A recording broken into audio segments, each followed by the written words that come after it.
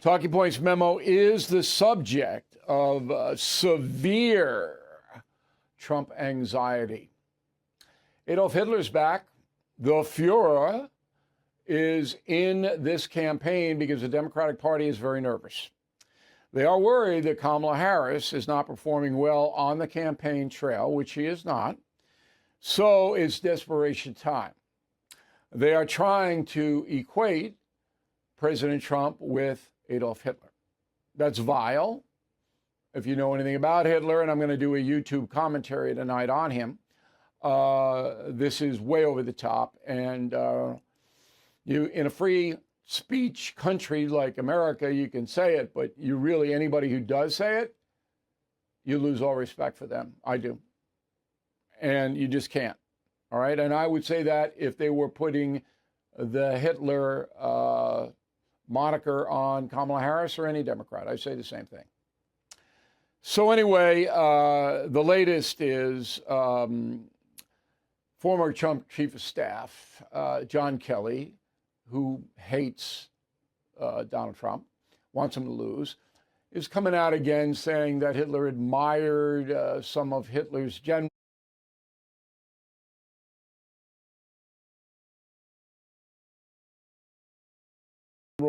and has fascist tendencies, all that nonsense.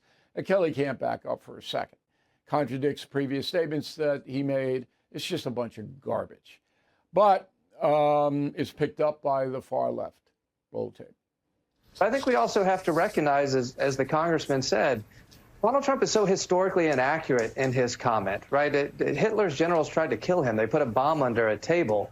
And so what is it that Donald Trump really considers the affinity with Hitler? Trump's talking about Kim Jong-un. Look, Kelly said, Mark Milley said, he's a fascist to the core. He honors these dictators, and he praises Adolf Hitler. That's absurd, and it's a lie, and it's a disgrace. So I was on News Nation this morning right after that guy, Goodstein, and I've challenged him to a debate, and he'll never do it in a million years. But here's what I said. Go. And may I comment on your previous segment with Richard Goodstein, yes, the please. Democratic surrogate? May I and Swenson. Yep. Because this is the same stuff. So at this point, both parties know that Donald Trump's running ahead in the internal polling. That means the polling that the parties pay for, but the public doesn't see. All right, so the Democrats are really getting concerned they're going to lose. So they trot out Adolf Hitler. Adolf Hitler is now injected into the campaign. And Mr. Goodstein comes on your fine program and says Donald Trump is praising Adolf Hitler. Flat out says it, correct? Am I right? Correct. Okay. Number one, how does Richard Goodstein know that? He wasn't in any conversation with Trump. This is reported by somebody who hates Trump, John Kelly. Number two, what is the context of the conversation? Did Trump just get up and walk in the Oval Office and announce to his advisors, hey, you know that Adolf Hitler, he wasn't that bad? Do you think that happened, Markey? I don't believe so. No, it didn't happen. This is all a bunch of trumped up, pardon the pun, hatred.